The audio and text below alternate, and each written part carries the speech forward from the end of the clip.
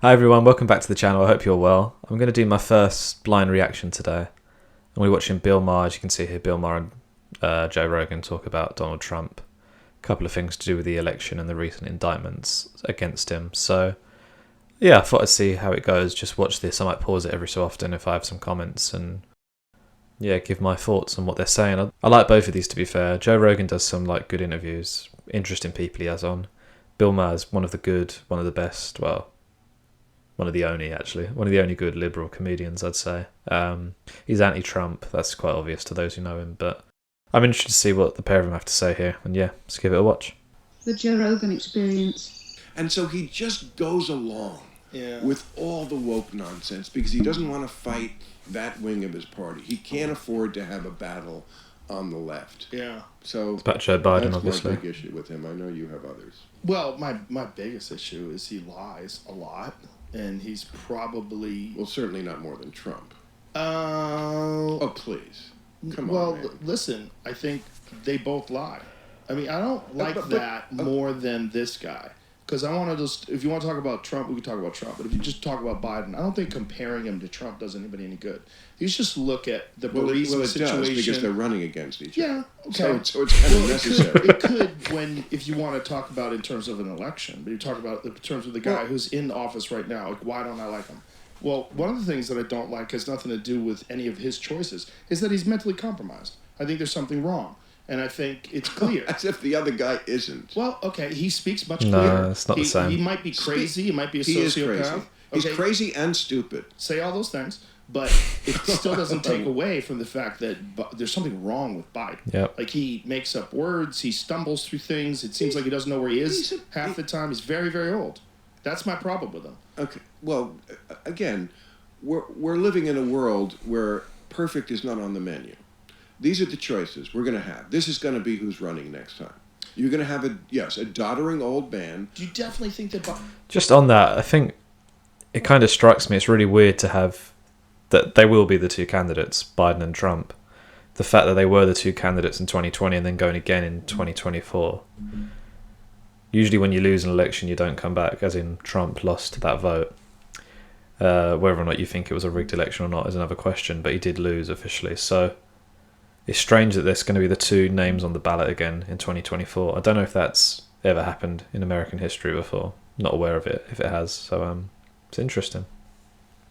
Biden's going to make it to the 2024 elections? Because I'm not convinced. Well, who knows? Yeah, he might not, and some might not Trump.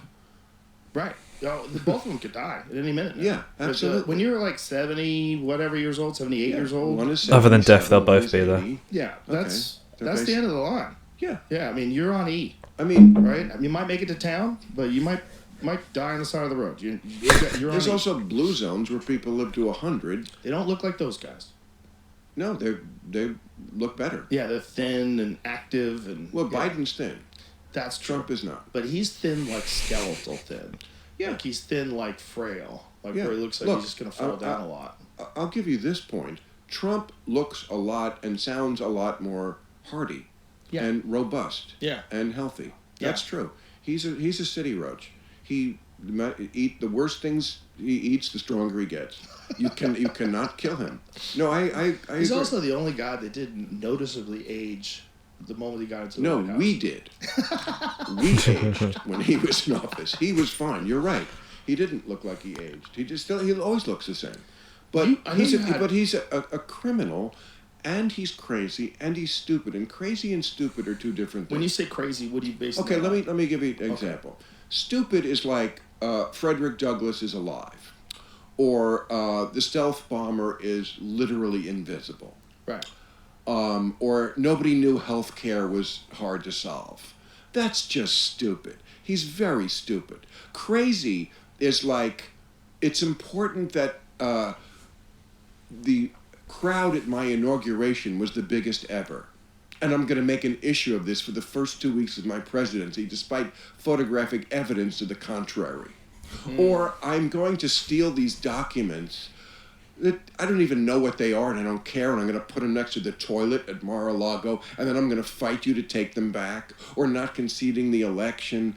Those things are crazy. Or thinking I can somehow charm Kim Jong-un in Korea, although that might be stupid. Sometimes it crosses the line between both. But he's both stupid and crazy, and he's a criminal. You know, he's not being charged in these trials because he's a liar. They purposely didn't do that. Apparently it's okay, it's not illegal to lie to the American people. And of course he did lie and continues to lie. He still hasn't conceded the election, which he plainly lost. He's charged with actual crimes. Criminal intent to obscure, I forget what the actual name of the law is, but criminal intent to basically steal the election or to coerce people in the states from, I forget what it is. And then there's one forgery.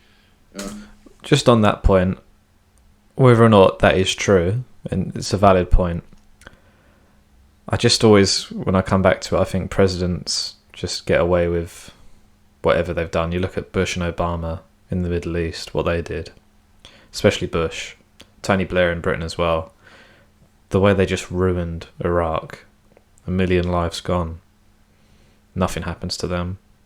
And it's kind of, in my view, a witch hunt against Trump, because the Democrats really don't want him to run again next year. Because if he gets back in, it's going to be carnage. But then you got Bush and Blair, UK and US leaders.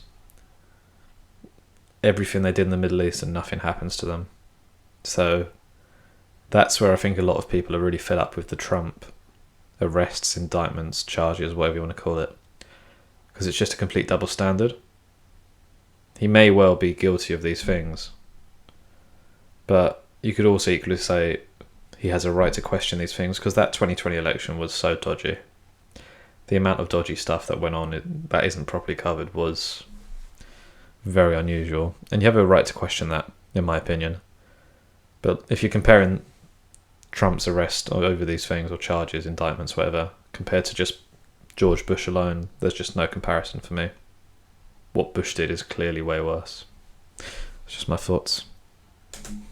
Which has to do with the electors scheme, criminal intent for... What is the forgery? That's the slate of electors he was putting forward, the fake slate of electors. And then there was the one... Here it is. Let's read it. 3 counts of solicitation of violation of oath by a public officer. So he's trying to get someone to violate their oath. 2 counts of conspiracy to commit forgery in the first degree. 2 counts of conspiracy to commit false statements and writing. 2 counts of false statements and writings. Violation of a Georgia RICO Act. Conspiracy to commit impersonating a public officer. Wonder what that is.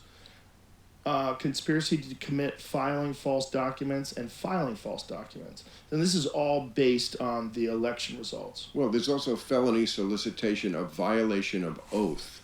Felony solicitation of violation of oath by a public officer.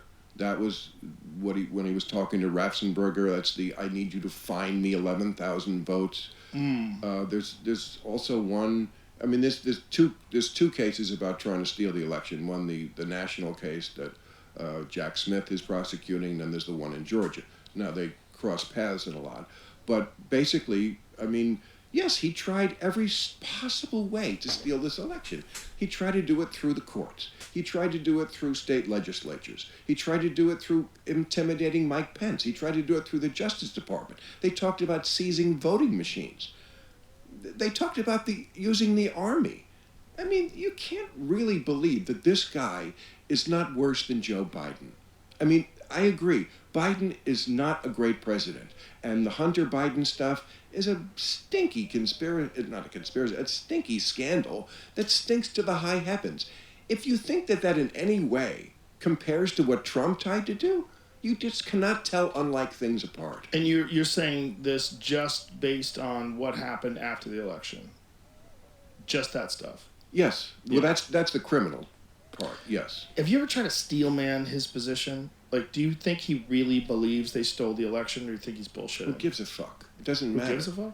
Who gives a fuck if he really believes it? But I mean, if he really believes there's evidence that the election was rigged. No, I don't care. No, first of all, that was part of the January 6th committee's findings.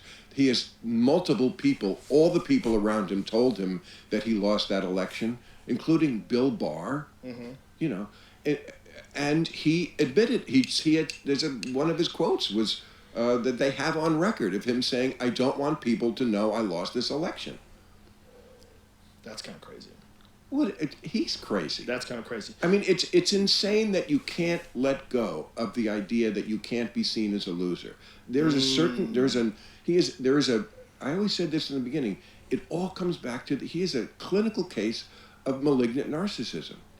It's not just a quirk. It's actually in the big book of crazy, you know, that... Right. I mean, it's a real thing. And it affects everything he thinks and does. It's why foreign leaders were able to curry favor with him. All they had to do was kiss his ass, and they got whatever they wanted. Do I really... I don't think Putin would have invaded Ukraine if Trump had been in office. Well, he didn't for those 4 years that Trump was in office.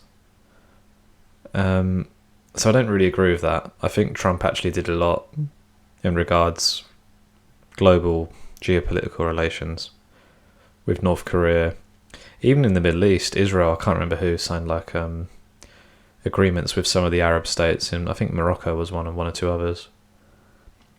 Russia wasn't doing anything, and then Trump comes out of office, and I think Putin saw his chance then to do, well, we all know what's still going on now, the Russia-Ukraine war. I think if Trump had been in office, I don't think that would have happened, so it's just my take. Really think that he wants to help Russia and Putin? I think Putin had him as soon as he said, Trump is a brilliant man. Good, you got me. It doesn't take that much. He's a dangerous guy. The idea that he could be president again, as opposed to Joe Biden, again, Joe Biden, not my first choice, not my 100th choice, but the other guy is a crazy, stupid criminal. I think my biggest take from that, I think he does raise a lot of good points. He's a smart guy, Bill Maher. He's funny as well. He's decent. I like his show. He was slagging off Trump for everything which happened after the last election and his reaction to it, rather than what Trump actually did while he was in office and what Biden's done while he was in office, and compared the two. Like I said, a lot of his points were fair, but when you actually talk about who was the better president, he's not actually commented on that. I think that's because he probably realises Trump was a better... Well, he might not think that that Trump was better, but I think he probably realises and appreciates a lot of people think he was better. Even with something just like, again, geopolitics, the Afghanistan disaster with Biden. I know that Trump was doing some good things on crime, especially with drug dealing with the Mexico border, lower taxes, whatever else. So, yeah, there's a lot of fair points, but I think when it actually comes down to who's on the ballot, I think a lot of people won't consider Trump's reaction to the 2020 election. I think they'll probably I imagine they'll look at their lives under Trump and under Biden and make the decision on that basis. And yeah, it'll be interesting to see who wins next year. It'll be interesting. But I hope you enjoyed that video. If you did, please like and subscribe. Many thanks. Bye.